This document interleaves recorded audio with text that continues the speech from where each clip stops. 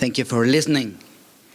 It's been so many years trying to tell the world that we have a problem. It's been more than 15 years screaming to the local authorities and the regional institutions and to the world, and nobody listened until now. And so I am very glad to be here. I've traveled from the other side of the planet.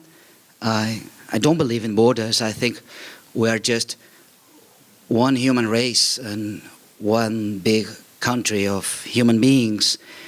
And I also think that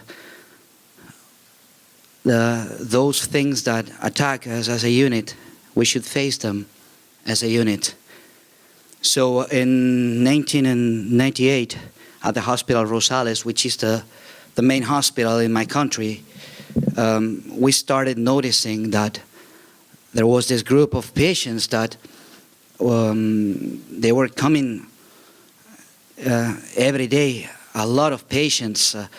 We didn't have the resources to treat them properly. I mean, hemodialysis, transplantation. No, we had to use primitive techniques of dialysis, giving them 15 days or maybe 1 month or 3 months of survival time. But they were dying, and they kept coming and coming and coming, and nobody knew what was happening. So we started to count patients and to ask them in order to obtain a minimal epidemiological data. If you are expecting me to give you some medical insights or data, that's not what I'm doing here. I'm here to tell my story because finally somebody wants to listen. And I'm so grateful, I'm so thankful for that opportunity. This is the Hospital Rosales, and you can see it's supposed to be the main hospital of the country.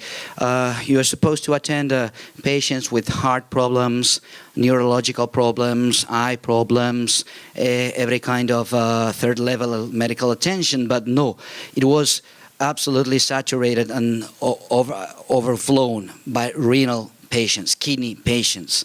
They were everywhere, even in the kitchen. We didn't know what to do with them, and nobody knew why. So we started investigating, and we found out that most of them were agricultural workers coming from the coastlands. Most of them were men, and they were younger than expected.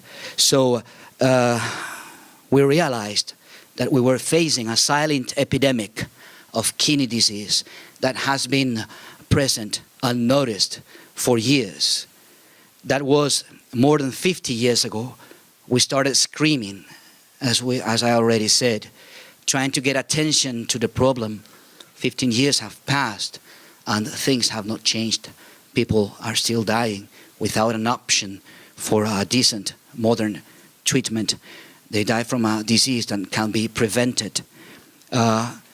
At the same time, in Costa Rica, Dr. Ineke Vesseling from the University of Heredia and other colleagues, Aurora Aragon from University of León in Nicaragua, they all were noticing the same problem. At the beginning, we didn't know that we were related, but with time we found out that indeed we were talking about the same disease that was affecting the whole region, the Pacific Ocean coastal line of Central America, down from Mexico to Panama. We were seeking the same kind of epidemic, and we didn't have the tools to treat all the patients. So we knew that something was happening. We did our best, you bet. With our nails and our teeth, we did our best, trying to diagnose cases early, trying to provide them with medication, trying to avoid reaching stage 5 of the disease. That's when you need dialysis or transplantation. But since we noticed the problem, we started the records started to grow, and every year we had more and more and more patients coming to the hospitals, but we couldn't do anything to stop it. It's the recipe for a perfect, a silent massacre that has been going on for years, decades now, as we know with recent retrospective studies. We know that poverty, with strenuous work in hot and humid weather, and little access to clean water, and the difficulties to provide all these patients with modern treatments. If you put all this together and you add the global warming, then you get a silent massacre. This is what we've been trying to do, to bring information to the people, but it's little changes, little actions, trying to do something, but we were overwhelmed. There was no way that we could stop this problem. By 2005, we were already sure that the disease was related to environmental and occupational factors. We were talking about climate change, weather, the hot weather, and the working conditions and poverty itself. So many years, and El Salvador still has one of the world's highest rates of deaths due to kidney disease. It's right now it's 3 p.m. So in my country, which is more or less half the size of Netherlands, 6.5 million inhabitants, and by now 3 p.m. 5 people have already died of kidney disease. 3.5 of them are caused by this mysterious disease that is not diabetes, that is not hypertension, the usual causes of kidney damage. Something else was killing their kidneys, and we didn't know. We had this hypothesis that heat stress and working conditions could be the primary force behind the epidemic, but we weren't able to prove it. We didn't have funding to do studies. And as a doctor, it is frustrating to see patients come and die, because that's not what I was trained for. I was trained to save lives, not to keep mortality registries. It's frustrating. And what for? You tell me. Nobody should die of chronic kidney disease. It's a 21st century. It's a preventable disease. It's a treatable disease. And they shouldn't be even getting sick, because the working conditions can change. And maybe also we can change climate change. We can change the world together. Early in 2014, and thanks to La Isla and Solidaridad, we finally received some support for the research. We started doing our best, you bet. We started collecting information, sending samples, blood samples, urine samples to universities outside of the country. Now we had a little money to spend into research and investigation. So we were able to finally generate some scientific grade evidence to test the hypothesis, and this is what we found. So you don't have to be a genius or a Nobel Prize to know that working under such conditions will fry your kidneys. And even more, if you don't have access to clean water, and if you get $5 a day for doing so.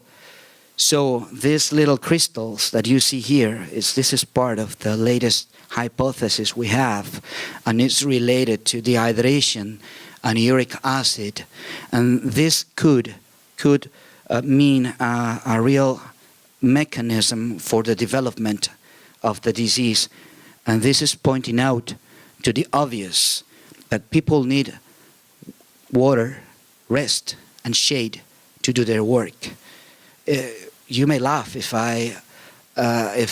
nobody will ask if you get a job here in Europe.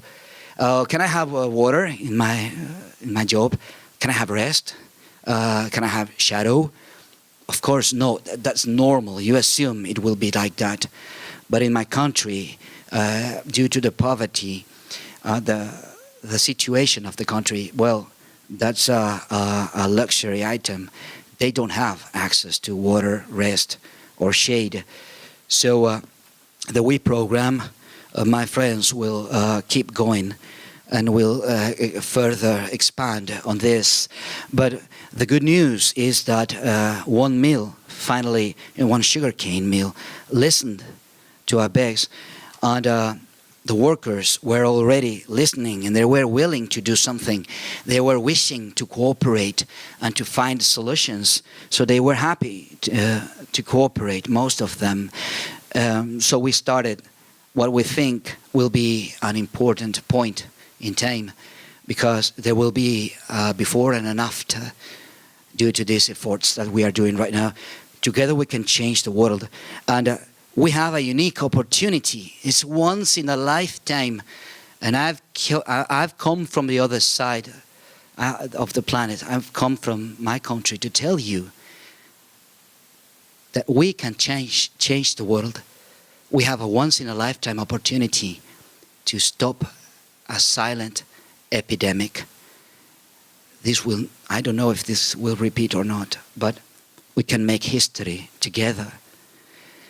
And the last thing that I want to say today is that climate change will affect us all sooner or later. Right now it's us. We are the first to suffer the consequences of global warming, but in the end it will affect us all, because it's just one world, it's one global ecosystem, and it's one big human family. So thank you very much for listening.